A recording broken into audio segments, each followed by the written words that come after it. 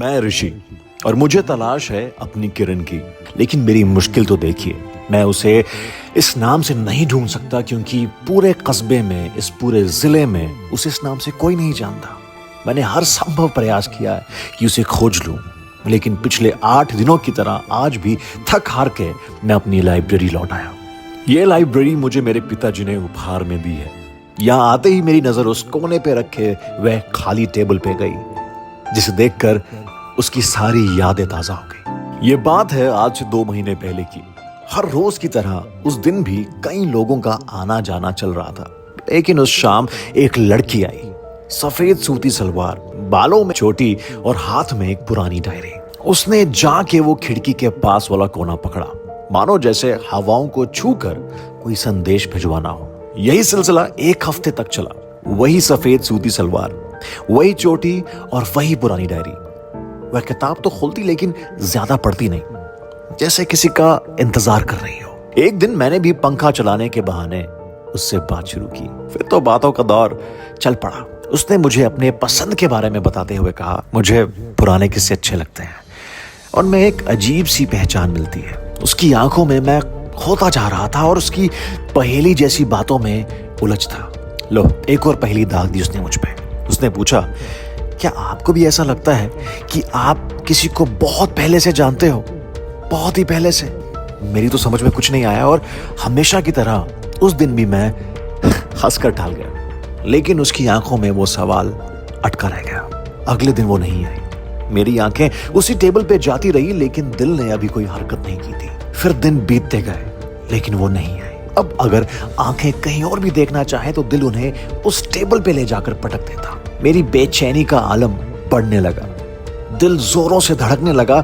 मेरी आंखें बंद हुई और जुबान पर एक नाम आया, किरण। मुझे ताज्जुब हुआ कि मैंने ये नाम क्यों लिया, और उससे बड़ा ताज्जुब मुझे ये हुआ कि आज तक मैंने उस लड़की से उसका नाम तक नहीं पूछा। मेरी नजर उस टेबल पे अटकी हुई थी और मेरा ध्यान वहां नीचे वाले ड्रॉर से बाहर झांकती हुई एक डायरी ने अपनी तरफ खींचा। मैं उसके टेबल के पास गया तो देखा वहां उसकी पुरानी डायरी पड़ी हुई है, मानो जैसे वह जल्दबाजी में भूल गई हो। मैंने वो डायरी खोली। पहले पन्ने पे लिखा था 1902 बनारस। मैं और वो हर शाम इस घाट पे मिलते थे। वो किताबें बेचते और मैं किताबों संग उनकी आंखें भी पढ़ती। हम दोनों के हृदय में प्रेम का सागर उमड़ने लगा था। इस डायरी के अगले पन्ने पे लिखा है, एक शाम हम दोनों में बहस हो गई। मैंने उनसे पूछा कि अगर प्रेम है तो फिर प्रतीक्षा किस बात की? दरअसल वो मेरे पिताजी से ही मेरा हाथ मांगना चाहते थे। उन्होंने जवाब दिया कि प्रेम का दूजा नाम ही प्रतीक्षा है। प्रेम ही प्रतीक्षा कर सकता है और हवस को मिलने की जल्दी होती है। मैंने भी खिंच के कहा, प्रतीक्षा की कोई सीमा तो होगी ना? तो उन्होंने जवाब दिया, पता नहीं, लेकिन अगला जन्म भी हो जाए तब भी मैं तुम्हारी प्रतीक्षा करूंगा। तो मैंने रुसते हुए जवाब दिया, ये इस जन्म में तो हाथ मांगा नहीं जा रहा और महाशय अगले जन्म की बात कर रहे हैं, और अगले जन्म में तो पता भी नहीं है ये घाट रहेगा या नहीं। हो सकता है शहर बन जाए। तो उन्होंने कहा, चाहे शहर बन जाए लेकिन मैं पुस्तकें ही बेचूंगा और तुम तब भी उन्हें पढ़ने आओगी। मेरे रूठने का ठिकाना ही नहीं रहा और मैं रोते हुए वहां से चली गई। ये डायरी पढ़ते हुए मेरे हाथ कांपने लगे, लेकिन दिल में एक सुकून जागा कि मैंने उसे नहीं, उसने मुझे ढूंढ लिया।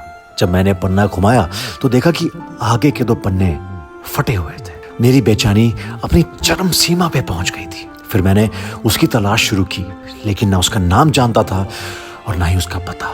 आज जब मैं थक हार के इस लाइब्रेरी में बैठा हुआ हूँ, तब जोर से तूफान चलने लगा। खिड़कियां खुद ब खुद खुलने और बंद होना शुरू हो गई। फिर मेरी किरण वाली खिड़की से उड़ते हुए 2 पन्ने आए, जैसे खिड़कियों ने मेरे ही लिए संभाल के रखे हो।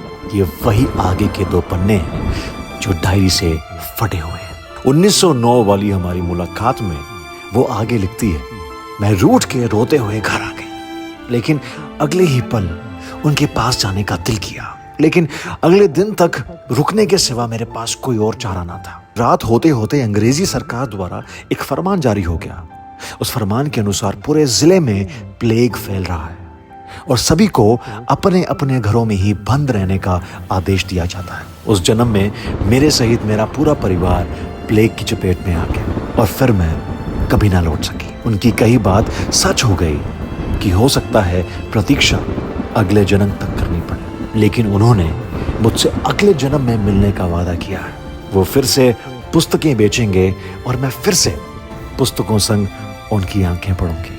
आंसुओं को साफ करते हुए मैंने दूसरा पन्ना उठाया। उसमें लिखा है, इस जन्म में मैंने आपको ढूंढ लिया है, लेकिन किस्मत का मजाक तो देखिए। हो सकता है जब तक आप ये पढ़ो तब तक ये जानलेवा कैंसर मुझे निकल गया हो। अगले जन्म में 5 बजे यही टेबल, तूफान छट चुका है, धूप खिल आई है और उस खिड़की के पास तुम उसी सफेद सलवार में मुझे नजर आई हो। प्रेम प्रतीक्षा करेगा।